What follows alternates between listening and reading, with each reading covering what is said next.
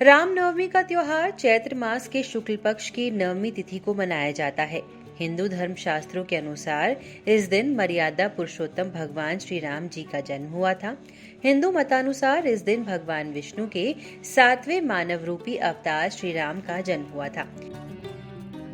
ये त्योहार हिंदुओं के लिए बेहद महत्वपूर्ण माना जाता है। इस त्योहार को देश भर में अलग अलग तरीके से मनाया जाता है। इस दिन भगवान राम के जन्म की खुशी में जगह जगह महोत्सव का आयोजन किया जाता है और भगवान राम की चौकिया और रथ यात्रा निकाली जाती है। इस दिन भगवान राम के मंदिरों में सुबह से लेकर शाम तक भगवान राम के जयकारों की गूंज सुनाई पड़ती है। इन दिनों कई लोग उपवास भी करते हैं, लेकिन इस साल कोरोना वायरस के चलते ऐसा होना मुश्किल है। नवमी तिथि प्रारंभ 21 अप्रैल 12:43 पर हो रही है। वही नवमी तिथि समाप्त 22 अप्रैल को 12:35 पर हो रही है। रामनवमी का त्योहार पूरे पारंपरिक ढंग से मनाया जाता है।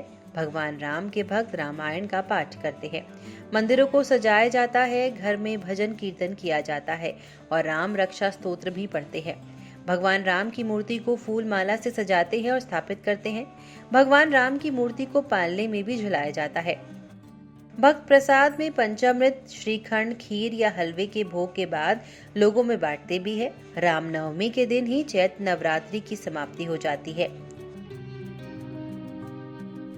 वैसे तो इस दिन पवित्र नदियों में स्नान करके पुण्य मिलता है, लेकिन कोरोना वायरस के चलते ऐसा करना इस साल असंभव है। इसीलिए आप अपने घरों में रहकर ही भगवान राम की सच्चे दिल से पूजा आराधना करें। इस दिन प्रातःकाल में स्नान करके पूजा स्थल पर पूजन सामग्री के साथ बैठे। पूजा में तुलसी पत्ता और कमल का फूल अवश्य होना चाहिए। इसके बाद श्री राम नवमी की पूजा करें। खीर और फल को प्रसाद के रूप में तैयार करें। पूजा के बाद घर की सबसे छोटी महिला सभी लोगों के माथे पर तिलक लगाए। पौराणिक कथा के मुताबिक भगवान श्री राम अयोध्या के नरेश दशरथ के सबसे बड़े पुत्र थे। रामनवमी की कहानी लंकापति रावण से शुरू होती है।